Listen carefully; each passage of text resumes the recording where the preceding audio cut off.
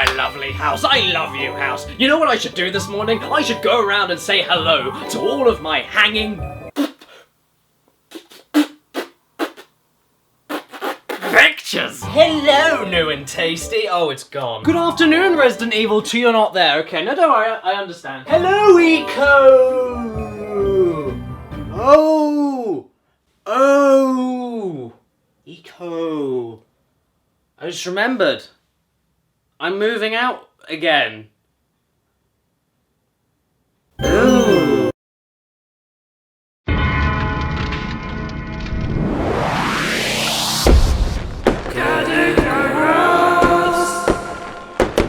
Greetings and salutations, my beautiful people, and yes, I am moving house again. That's why this setup is exactly how it has been in my last few drive-thru reviews. I'm doing all my filming in one big lump. Shut the fuck up. And yes, for how busy and stressful moving house is, I'm gonna try my damnedest to stick to my video schedule. I might not be able to promise it exactly, but that's the plan. I'm gonna try it. But believe me when I say that after the move has transitioned, I am going to be taking a fucking break, and I don't care what any fucking person says. But yes, it's been fun, current house, but alas, I must expand. And you know, with all this moving palaver going on, it really did make me stop and think for a second.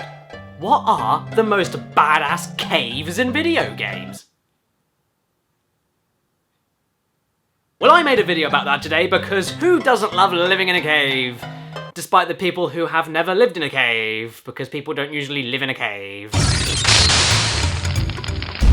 So, to begin this list off, let's talk about one of the most epic badass caves in video game history, since it was actually one of the first that people ever saw in video games. Released in 1976 initially for the PDP mainframe computer system, what a catchy name, and based loosely on the Mammoth Cave system in Kentucky, this game allowed you to explore caves probably for the first time ever in the history of games, and it somehow managed to fit that on nothing but 300 kilobytes of data. If you couldn't guess, well, number 10 goes to Colossal Cave Adventure. It's text. How fucking exciting!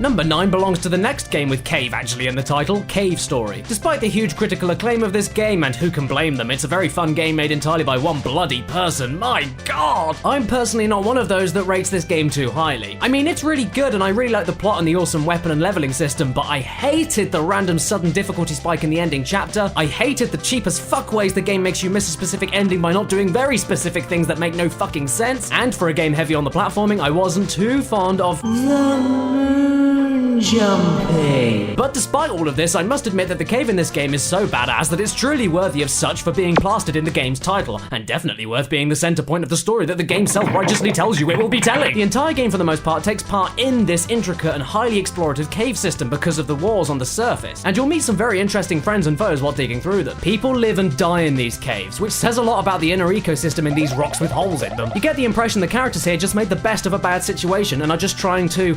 survive in a cave. And hell, if this cave can sustain this many lives for so many years by supplying everything needed to live day to day, well, that means this is a pretty badass cave for sure. Back to the 1970s we go, 79 to be exact, with another classic game that gave people a gameplay experience never before seen in the history of video games until then. Adventure, the timeless classic on Atari 2600. Okay, well, to be honest, I don't even know if this is a cave. Look. Well, whatever it is, it's badass. The game that inspired such games like The Legend of Zelda and Hidledy, Adventure lets players run completely free in a square, collecting keys and avoiding a dragon. Holy shit, that thing is straight from Silent Hill. It's also worth mentioning that hidden deep within the caves of this game had possibly the first ever Easter egg in a video game. The designer's name. I know it doesn't sound like a big deal, but in a time where games were still considered kids' toys next to Mousetrap and Stretch Armstrong, that shit was massively important for games. And even if these aren't supposed to be caves, because I'm not even sure it's explicitly specified, those things make this one badass thing that looks like a cave, definitely. Number 7 probably goes to the prettiest of all the caves in this list that are so pretty that you may actually want to live in them. Mystic Cave Zone from Sonic the Hedgehog 2. Yes, this game looks phenomenal for the time, and sounds phenomenal. Jesus, listen to the music here.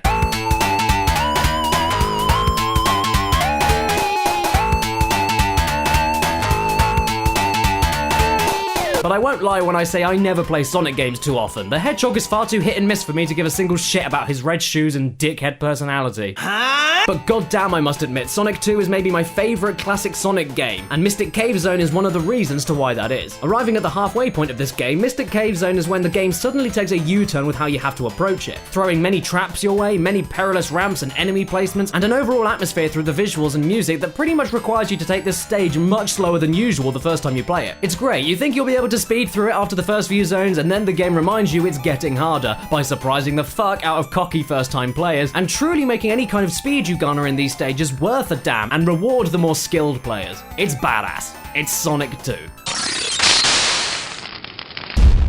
If you don't have arachnophobia like myself, you should be okay with this part of the video and you should watch it. If you do have arachnophobia, you should still watch it! The Metroid games are some of the most criminally underrated FPS games ever made, if you ask me, with one of the most oppressive, bleak, aggressive, and oftentimes terrifying atmospheres ever evoked from an FPS title. And if you aren't familiar with Metro, the games are basically based around Russian novels about a post-apocalyptic world and how the only survivors of World War III were in the Metro subway systems at the time of the attacks. The games have tons of political intrigue, intense survival aspects such as a gas mask maintenance system and limited ammo, mutants and monstrous alien creatures outside and in, character studies on specific factions, brilliant voice acting, and obviously, lots of dark, scary caves with anything and everything living in them in the vast and deep subway systems underground. There are many badass caves in the Metro universe, I'm sure you can imagine, but the ones that stick out the most to me are in the area known as Regina in Metro Last Light. Yeah, the Spider Lair DLC was tense and everything, but it wasn't really cavey enough, and the constant spider attacks kind of desensitized me to how scary they were as the mission went on. Nah, instead, Regina in the main quest is about halfway through the game and it allows you to freely explore on a giant train track car called Regina. Much earlier in the game, during the level Torchlight, you're properly introduced to this new mutant enemy known as spider bugs, and they're horrible.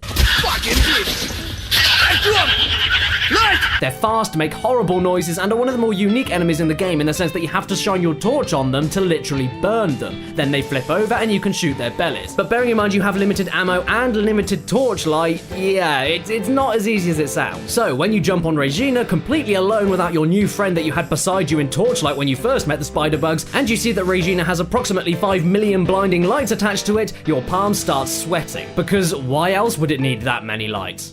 As you explore the linear track, you can stop Regina at any point and explore any of the caves, and you need to explore in this game, not only for awesomely written diary entries, but also for essential supplies such as ammo, health packs, and more gas mask minutes, which if you don't have, will get you killed in seconds when you get to the surface. So when you notice a few caves off the side of this tunnel, well, you'll be in for a surprise. Dark, badass caves with shadows of cobwebs illuminated by your torch. Then eggs start hatching, and shit gets real.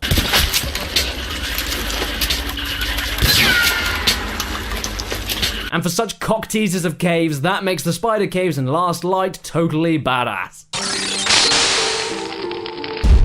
You want a badass game? The Tomb Raider reboot. Tomb Raider is a badass series enough as it is. And come on, who can forget the intro of Tomb Raider 2 with the tiger caves? Or even the intro of Tomb Raider 1 with its unforgettably empty and atmospheric creepy snow caves with wolves everywhere. Tiny balls on end of string, tiny balls on end of string. Boom, boom, boom. But if you ask me, the idea that the reboot had of putting in random tombs to actually raid was very smart. You could completely miss all of these caves and all the treasures contained within, which made the game feel more like a proper origin story to how Lara Croft decides to go into exclusive tomb raiding in the later chronological titles. Because in the main game, even though she states she hates tombs, after a while she just likes doing it. The survival aspect against all of those henchmen within the campaign was against her will, but not the cave spelunking. She, or the player, chose to do that because she just enjoyed doing it, or at least she preferred how more relaxing and puzzle solving it was compared to actually being a survivor out in the wilderness. Hence, it makes sense that she wants to do it more in the future, and the games are based around entire tomb raiding. You don't have to raid these tombs at all, but they're just so fun to do so. The puzzles inside are enjoyable, the platforming is satisfying, and the treasures are rewarding to pick up. That, and also making the game's title make more fucking sense than the Angel of Darkness, makes Tomb Raider's caves utterly badass. Samus is a badass. Samus is a badass. That much is clear, but I'd argue that the caves she explores in Super Metroid are even more badass. I mean, it is possible that settings can be more interesting than most of the other things in some games, and I think that's the case with Super Metroid. Yeah, the game is fantastic and has aged pretty darn well despite the jumping and map system that doesn't give you an indication where certain doors are. But the level design and environments are the most memorable thing about this game to me. Even though you're on a planet, during the game you are literally just searching a load of fucking caves. caves, yet all the caves are so memorable, so diverse, so distinctively different, and so badass that I couldn't not talk about them, especially for the time this game came out. And for the fact I have no nostalgic connections to this game whatsoever because I only played it for the first time a few months ago. I would have rather seen this cave here in his bathing suit more than Samus a millionfold. There's so much to explore, so much to miss, so much detail, so many additional things to find, so much beauty, so much atmosphere, so much incredible music, so much cave! Cave! Oh my god, number 3 was tricky. I knew I wanted some kind of badass cave from Oddworld, but where do I fucking start? The Paramonian Scribanian temples from Abe's Odyssey? Or how about the Mudomo vaults from Abe's Exodus? Actually, that wasn't so hard. Look, more spiders! The Mudomo, or Mudomo, I don't really know how to pronounce it, were a tribe of Mudokons in Oddworld that worshipped the Paramite. Yes, these things, before their extinction many years ago. But the many deep caves they inhabited and complex and fleshed out tunnel systems they built to learn more about the Paramite still lingered behind in many areas. Creepy, right? And my favorite areas were in Abe's Exodus. These caves are dark. These caves are rich in ancient history. These caves are fucking creepy with those Paramites slithering around and just falling out of nowhere. These caves allowed you to possess Paramites. These caves are caves. These caves are some of the best creature-based puzzles and deathly platforming challenges in all of Oddworld. These caves are some dang tense and mysterious music.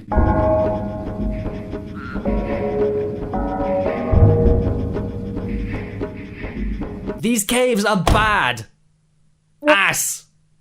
Got you there, didn't I? Aesthetically unsettling and threatening, even though calming and peaceful with those deep blues and blacks, and so cool that I got the tribe symbol tattooed on my hand. And the Madanshi vaults. But we're not talking about that. The Mudomo vaults in Abe's Exodus solidify at number 3 for their badassness.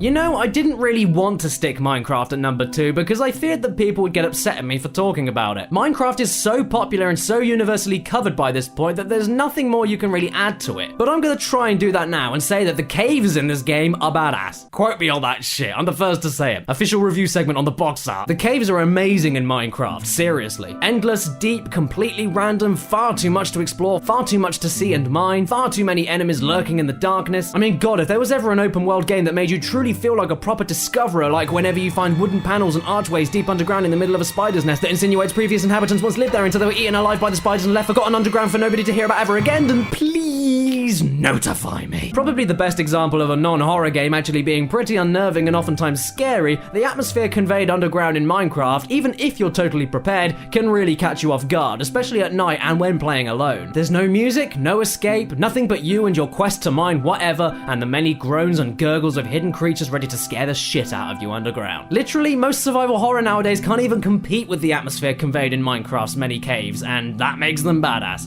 But not quite as badass as...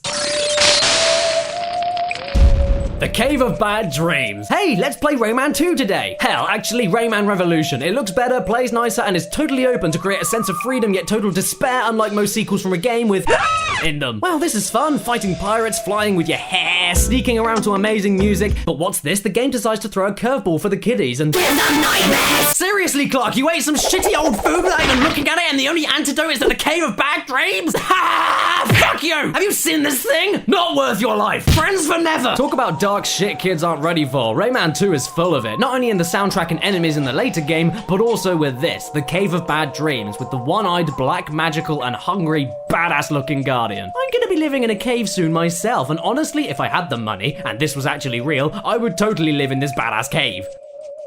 Look at the pube snakes. Also, this music, my god, it's perfect.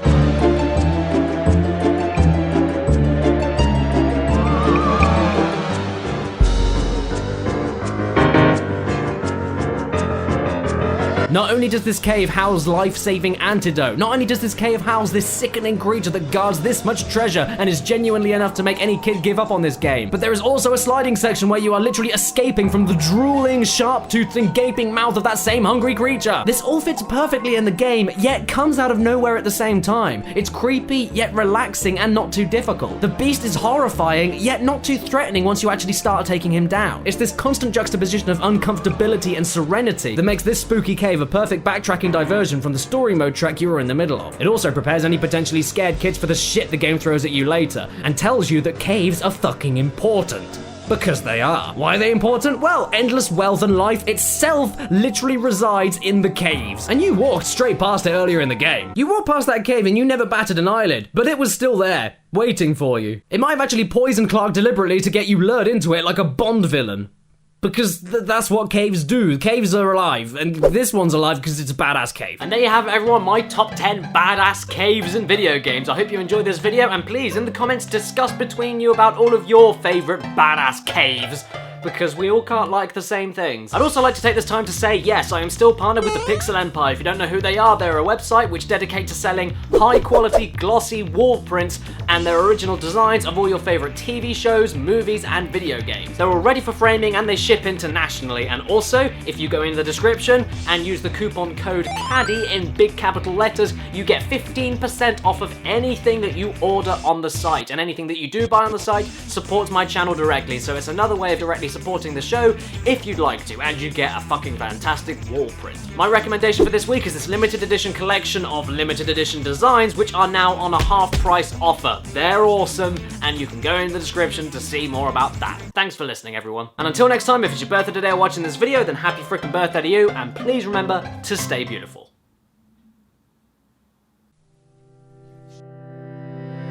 Piece of shit cave!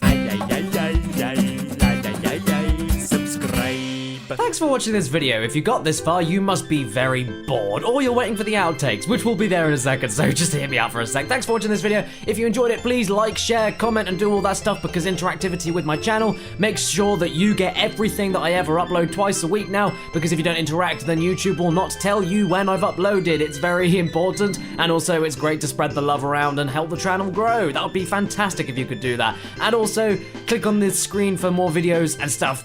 And of course, look in the description for my Games Grabber collection, where you'll see all of my games that I've been buying and playing recently, and maybe buy some yourself, they're great. But goddamn, I must admit, Sonic 2 is maybe the best classic Sonic, but goddamn, I must admit, Sonic 2 is my, fuck! It's also worth mentioning that within the game, hidden within the caves of this, oh fucking! Why is this so hard to say? It's not hard. My God, I don't know.